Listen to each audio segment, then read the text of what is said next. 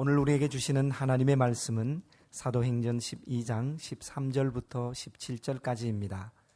베드로가 대문을 두드린 때 로데라 하는 여자아이가 영접하러 나왔다가 베드로의 음성인 줄 알고 기뻐하여 문을 미처 열지 못하고 달려들어가 말하되 베드로가 대문 밖에 섰더라 하니 그들이 말하되 내가 미쳤다 하나 여자아이는 힘써 말하되 참말이라 하니 그들이 말하되 그러면 그의 천사라 하더라. 베드로가 문 두드리기를 그치지 아니하니 그들이 문을 열어 베드로를 보고 놀라는지라. 베드로가 그들에게 손짓하여 조용하게 하고 주께서 자기를 이끌어 옥에서 나오게 하던 일을 말하고 또 야고보와 형제들에게 이 말을 전하라 하고 떠나 다른 곳으로 가니라. 아멘. 이슬람교의 창시자는 마호메트입니다.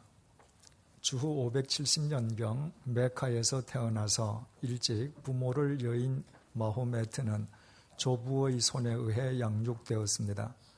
그러나 조부마저 세상을 떠난 뒤에 그는 숙부 아부 탈리브의 집에서 살게 됩니다. 숙부의 소개로 돈이 많은 과부 하디자와 결혼을 하게 되었는데 결혼 당시 마호메트의 나이는 25살이었고 하디자의 나이는 40살이었습니다.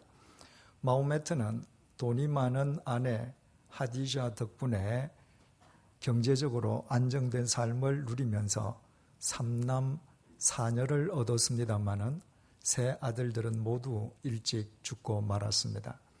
그때부터 마호메트는 메카에 있는 히라 동굴에서 명상과 기도 생활을 시작했습니다.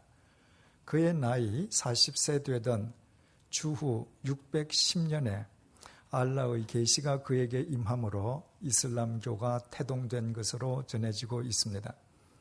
이슬람교는 처음에 많은 어려움을 겪었습니다마는 마호메트가 사망할 때인 632년에는 아라비아 반도 거의 모든 지역이 이슬람교로 통일되어 있었습니다. 그러나 마호메트가 세상을 떠난 뒤에 교권 다툼으로 인해서 이슬람교는 심각한 내부 분열의 진통을 겪게 되는데 수니파와 시아파의 분열이 가장 대표적이었습니다. 수니파는 유일신 알라와 그의 사신인 마호메트를 믿고 따른다는 지극히 단순하면서도 소박한 교의를 어뜸으로 삼는 종파로서 현재 전 세계 이슬람 교도의 약 90%에 달하고 있습니다. 반면에 시아파는 이슬람교가 추구하는 윤리성을 극단적으로 실천하는 과격파로서 호메이니의 지휘하에 이슬람 혁명을 통해 팔레비 왕조를 무너뜨렸던 이란 등이 이에 속하고 있습니다. 오늘날 전 세계적으로 이슬람 교도들에 의해서 행해지고 있는 무력 테러 거의 대부분이 시아파에 의해서 자행되고 있는 것은 자신들이 옳다고 믿는 것을 극단적으로 추구하는 그들의 교리와 무관하지 않습니다. 그런데 이슬람교가 이처럼 수니파와 시아파로 분열된 그 한가운데에는 마호메트의 사위였던 알리라는 인물이 자리 잡고 있습니다.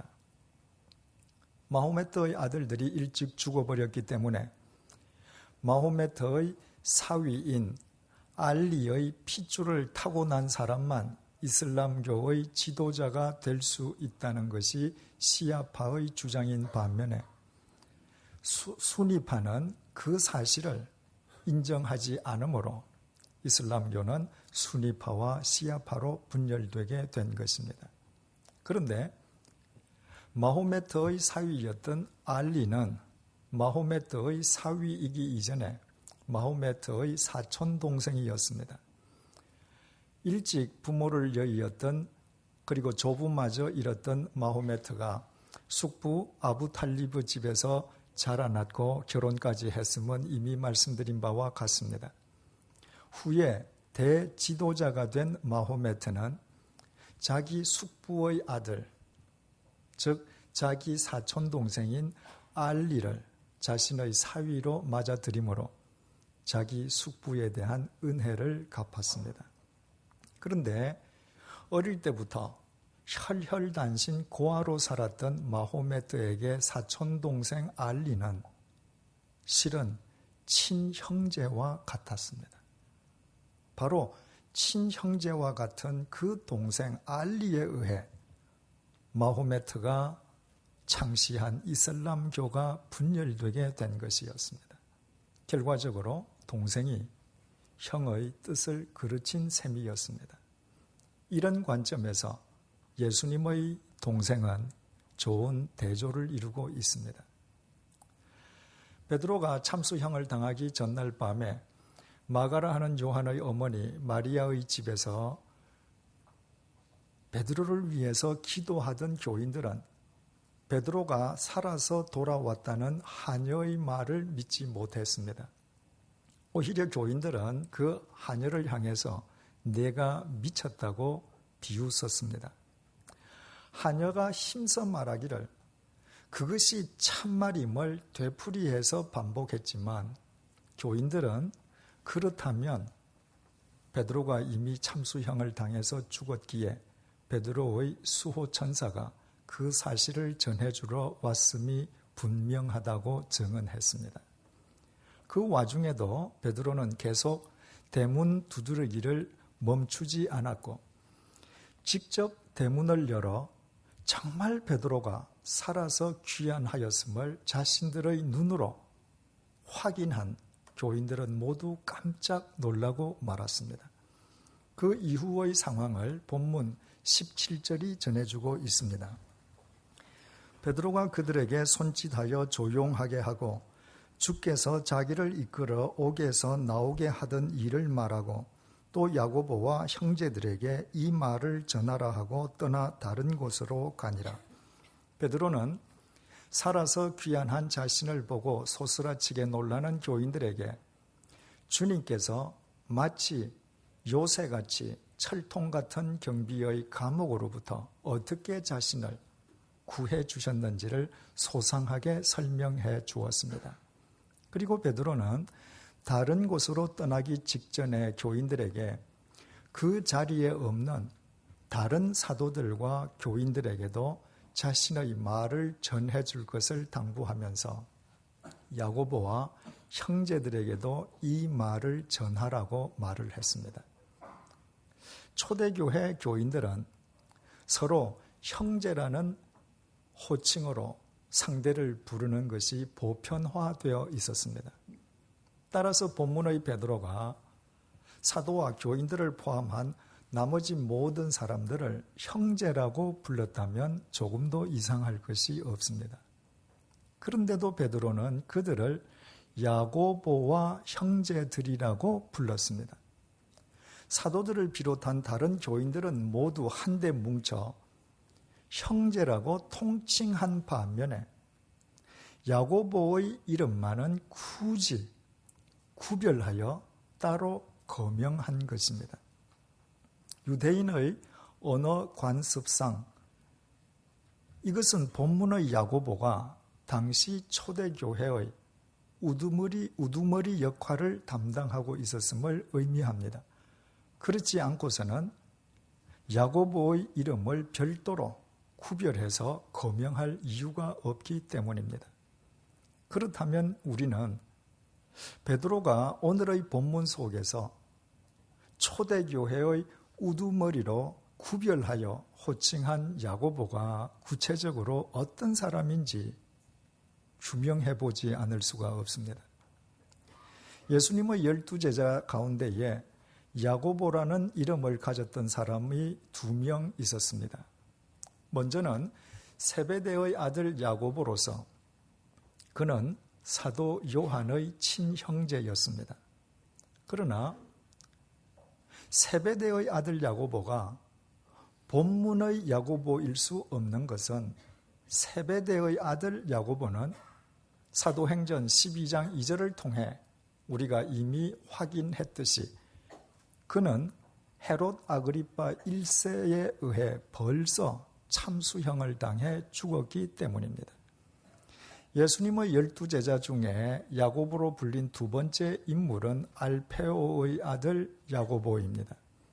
그러나 알페오의 아들 야고보에 대해서 복음서가 거의 침묵하고 있음에 미루어서 그 야고보가 본문 속의 초대교회 우두머리 역할을 하는 야고보일 수도 없습니다. 그렇다면 오늘 본문 속에서 베드로가 언급한 야고보는 제3의 야고보임이 틀림없습니다. 마태복음 13장 53절에서 55절은 또 다른 야고보를 우리에게 소개해주고 있습니다. 예수께서 이 모든 비유를 마치신 후에 그곳을 떠나서 고향으로 돌아가사 그들의 회당에서 가르치시니 그들이 놀라 이르되 이 사람의 지혜와 이런 능력이 어디서 났느냐?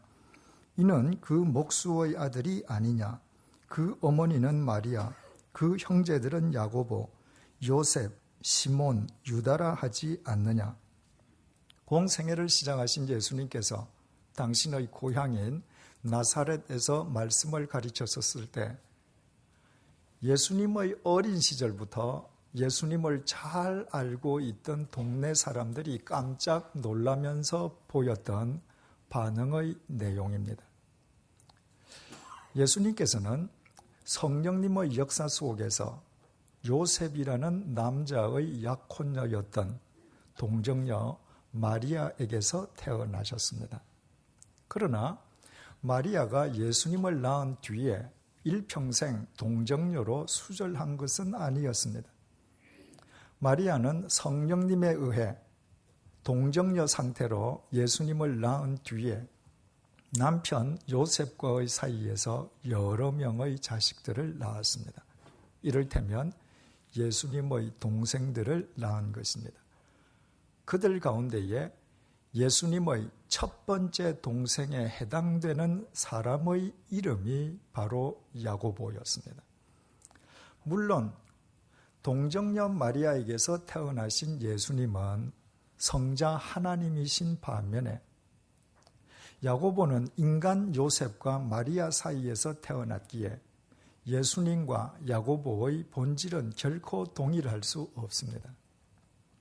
그러나 그 두 사람을 낳은 마리아의 입장에서 단순히 혈육적으로만 따진다면 그 두 사람은 모두 자신의 태로 낳은 분명한 형제였습니다. 사도행전 15장은 기독교 역사상 최초로 예루살렘에서 개최되었던 교회 지도자들의 총회에 관한 내용을 기록하고 있습니다. 그 기록에 의하면 기독교 역사상 최초의 총회의 의장역을 담당한 사람이 바로 야고보로서 그 야고보는 예수님의 동생 야고보였습니다. 예수님께서 승천하신 뒤에 예수님의 동생 야고보가 초대 교회의 구심점이 되어 있었던 것입니다. 그러므로 본문 속에서 베드로가 초대교회의 우두머리로 별도로 그의 이름을 거명했던 야고보 역시 예수님의 동생 야고보임을 알게 됩니다. 야고보는 예루살렘 초대 감독이었고 신약 성경 중에서 야고보서를 기록한 사람인 것으로 알려지고 있습니다. 누구보다도 혈통을 중요시하는 유대인들이었기에 예수님의 동생 야고보가 예수님의 직계 제자가 아니었음에도 불구하고 교인들은 예수님의 승천 이후에 예수님의 동생이었던 야고보를 초대 교회의 지도자로 세웠는데 그것은 조금도 이상한 일이 아니었습니다. 그렇다고 해서 야고보가 처음부터 형님 예수님의 뜻을 알고 바르게 쫓았던 것은 아니었습니다. 요한복음 7장 1절에서 4절 말씀을 표준 새 번역 성경으로 읽어드리겠습니다. 그 뒤에 예수께서는 갈릴리를 두루 다니셨다. 유대 사람들이 자기를 죽이려고 하였으므로 유대 지방에서는 다니려 하지 않으셨다. 그런데 유대 사람들의 명절인 장막절이 가까워지니 예수의 형제들이 예수께 말하였다. 형님은 이 지방에서 떠나 유대로 가서 거기에 있는 형님의 제자들도 형님이 하는 일을 보게 하십시오. 알려지기를 바라면서 숨어서 일하는 사람은 없습니다.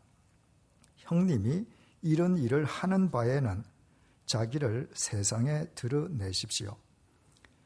유대지방 사람들이 예수님을 집요하게 죽이려 했기에 예수님께서 갈릴리 지역에 당신의 사역을 집중하고 있을 때의 일입니다. 마침 장막절이 가까워지자 예수님의 동생들이 예수님에게 말을 했습니다.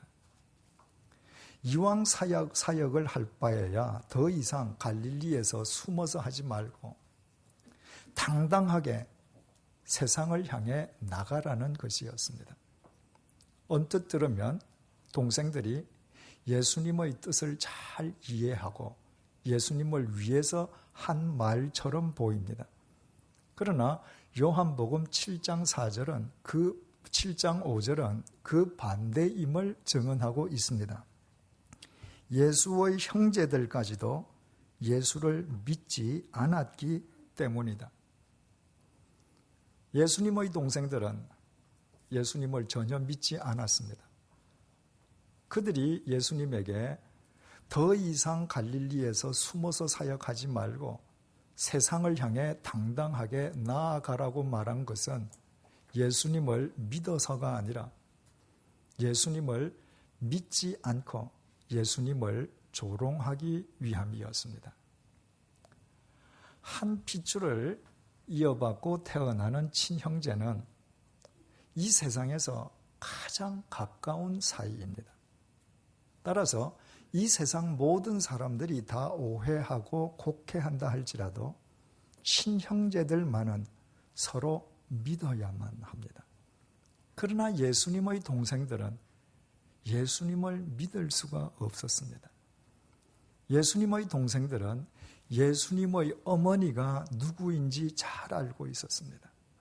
예수님의 어머니는 바로 자신들을 낳아준 자신들의 어머니 마리아였습니다.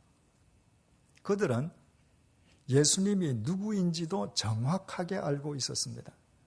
예수님은 어릴 때부터 한솥밥을 먹고 살아온 자신들의 맏형이었습니다. 그들은 예수님의 직업이 무엇인지도 알고 있었습니다. 예수님의 직업은 아버지 요셉으로부터 이어받은 목수였습니다. 그 동생들은 예수님에 대해서 이 세상 그 누구보다도 개인적으로 더 잘 알고 있었습니다. 그런데 그 동생들이 보기에 어느 날부터 형님이 이상해지기 시작했습니다. 갑자기 자기 자신이 하나님의 아들이라는 것입니다. 자기가 하늘에서 내려왔기 때문에 이제 곧 하늘로 올라갈 것이랍니다. 자기는 하나님 안에 거하고 있고 하나님께서 자기 속에 계신답니다. 한 지붕 밑에 어릴 때부터 함께 살아왔던 동생들로서는 그와 같이 황당한 말들을 거리낌 없이 해대는 예수님을 더 이상 믿을 수가 없었습니다. 이것은 만약 우리가 그들의 입장이었다 해도 마찬가지였을 것입니다.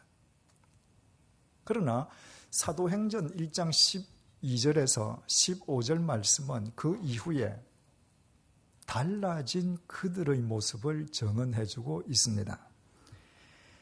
제자들이 감람원이라 하는 산으로부터 예루살렘에 돌아오니 이 산은 예루살렘에서 가까워 안식일에 가기 알맞은 길이라.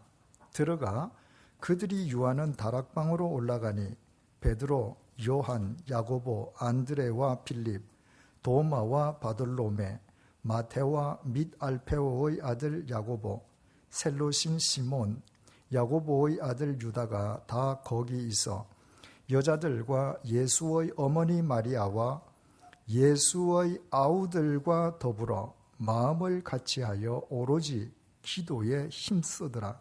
모인 무리의 수가 약 120명이나 되더라. 예수님께서 승천하신 뒤에 사도들을 포함한 120여 명의 신도들은 날마다 마가의 다락방에 모여서 기도회를 가졌는데, 그 기도회에 예수님의 동생들도 참석하고 있었습니다.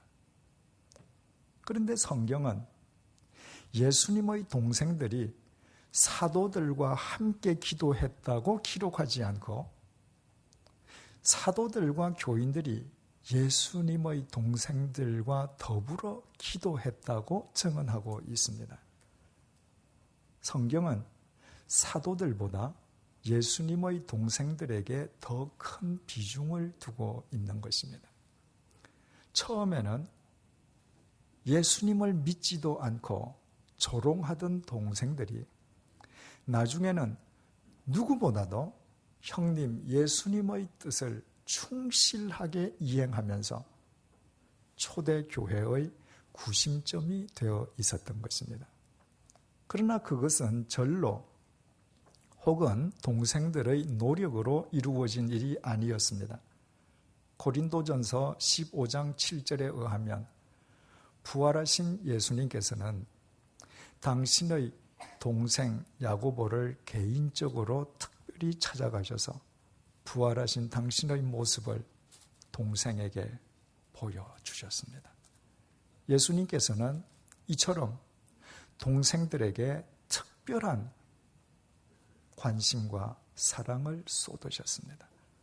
바로 예수님의 그와 같은 특별 배려 속에서 예수님을 불신하고 조롱하던 동생들은 어느덧 예수님의 뜻을 누구보다도 바르게 실천하는 초대교회의 구심점이 되었고, 그 중에서도 예수님의 가장 큰 동생이었던 야고보는 초대교회 우두머리 역할을 하게 되었습니다.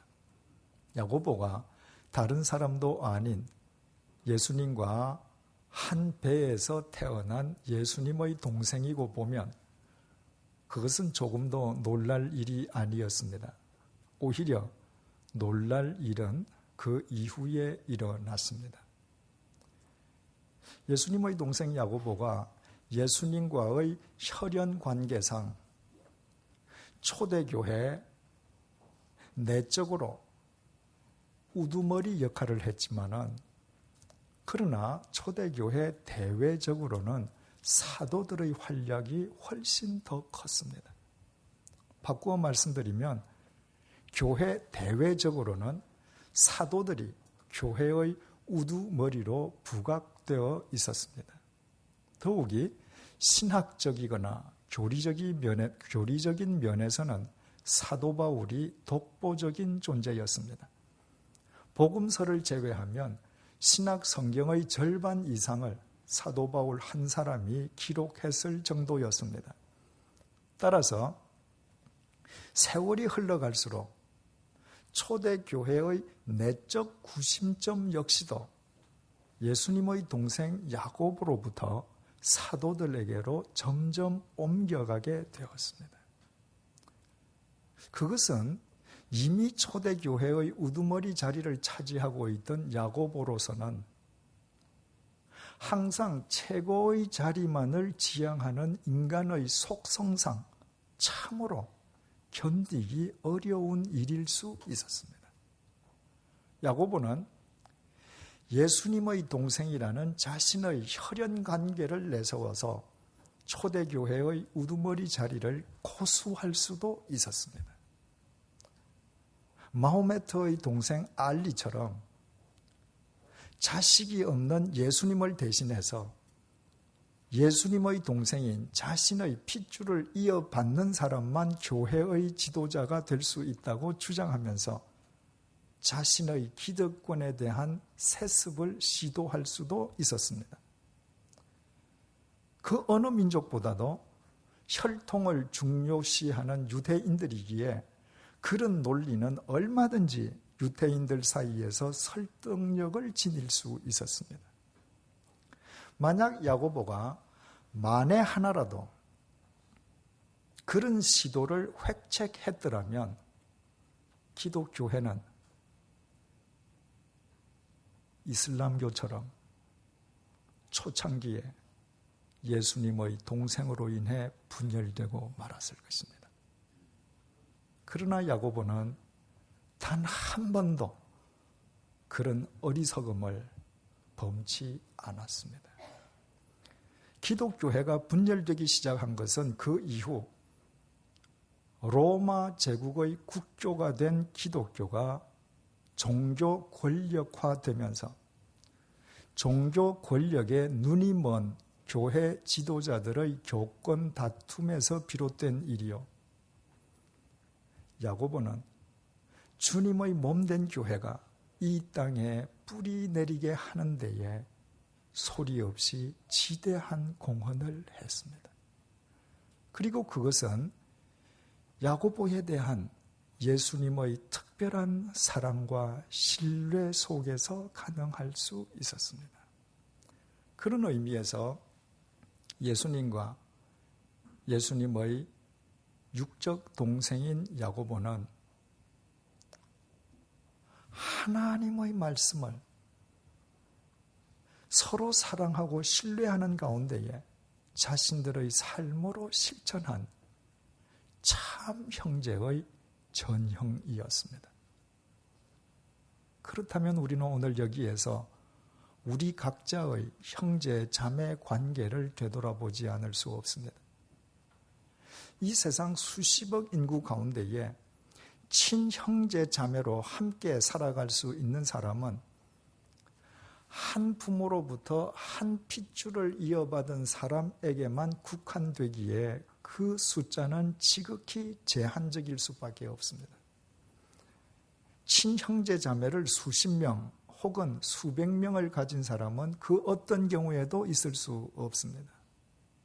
요즘 같은 세상에는 고작 한두 명일 뿐입니다.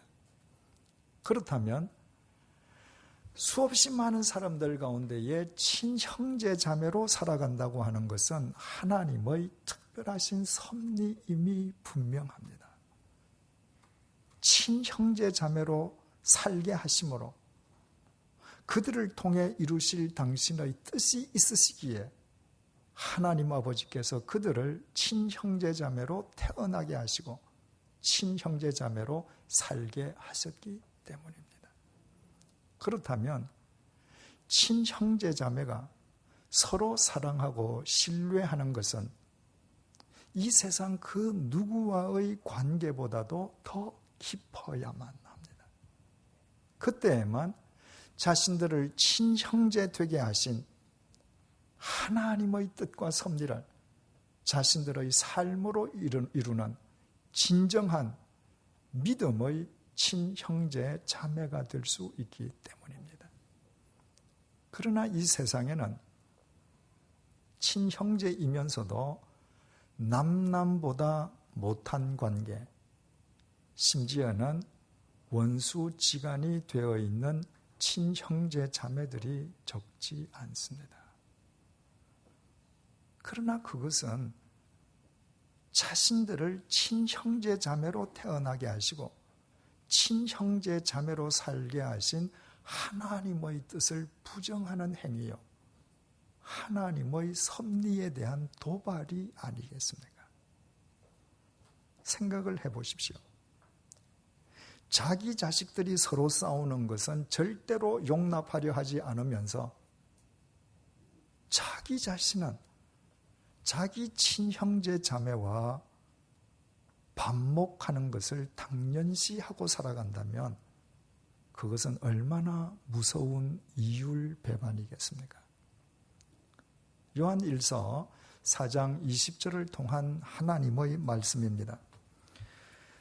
누구든지 하나님을 사랑하노라 하고 그 형제를 미워하면 이는 거짓말하는 자니 보는 바 그 형제를 사랑하지 아니하는 자는 보지 못하는 바 하나님을 사랑할 수 없느니라. 그렇지 않습니까? 눈에 보이는 친형제 자매를 사랑하지 못하는 사람이 그 친형제 자매를 주시고 함께 살게 하신 하나님을 어떻게 진정으로 사랑할 수 있겠습니까? 한 부모로부터 한 핏줄을 이어받은 친형제를 사랑하지 못하는 사람이 어떻게 남남인 이웃을 바르게 사랑할 수 있겠습니까? 일반적으로는 형이 아우를 돌봅니다. 그러나 요셉의 경우는 정반대였습니다.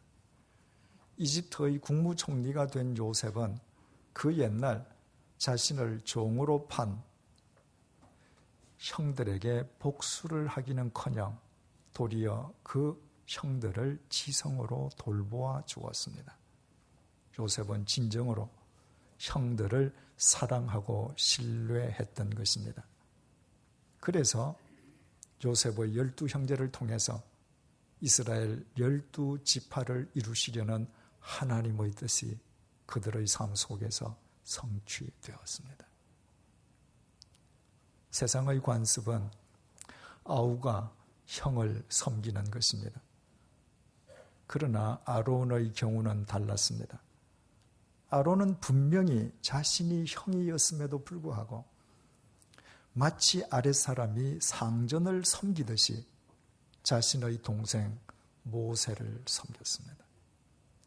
아론과 모세는 살아온 배경과 환경이 전혀 달랐지만 그러나 그들은 서로 사랑하고 신뢰했습니다. 그리고 하나님께서는 그 형제를 통해서 출애굽의 대역사를 이루셨습니다. 이처럼 친형제 자매들이 서로 사랑하고 신뢰하는 삶을 통해 하나님께서 당신의 섭리를 각 시대의 역사 속에 이루심을 성경은 누누이 강조하고 있습니다. 사랑하는 교우 여러분, 친형제 자매면서도 혹 남남처럼 살고 있지는 않습니까? 친형제 자매지간에 자기 자신의 의무는 다하지 아니하고 다른 형제 자매의 의무만을 요구하고 있는 것은 아닙니까? 진리를 쫓아 살려는 친형제 자매를 격려하기는커녕 오히려 그 발목을 잡고 있는 것은 아닙니까? 자신의 불의한 생각과 그릇된 삶으로 친형제 자매의 삶을 실족시키고 있는 것은 아닙니까? 친형제 자매들이 서로 사랑하고 신뢰하기보다는 서로 상대방을 자신의 몫을 잠식하는 경쟁자로 인식하며 사는 것은 아닙니까? 만약 그렇다면 우리는 모두 이 시간 하나님의 말씀에 귀를 기울여야 합니다. 하나님께서는 친형제 자매를 사랑하지 않으면서 그 친형제 자매를 주신 하나님을 사랑한다는 것은 어떤 경우에도 그것은 새빨간 거짓말이라고 말씀하십니다. 기도하시겠습니다.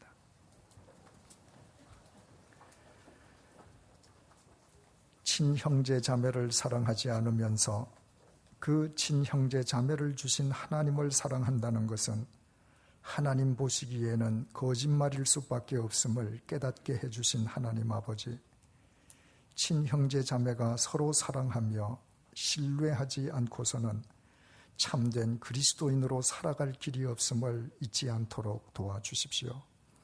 하나님의 말씀과 사랑 속에서 친형제 자매들이 서로 각자의 의무와 책임과 역할에 충실하고 또 서로 사랑하고 신뢰함으로써 자신들을 친형제 자매 되게 하신 하나님의 섭리를 이루어가는 진정한 믿음의 친형제 자매들이 되게 도와주십시오.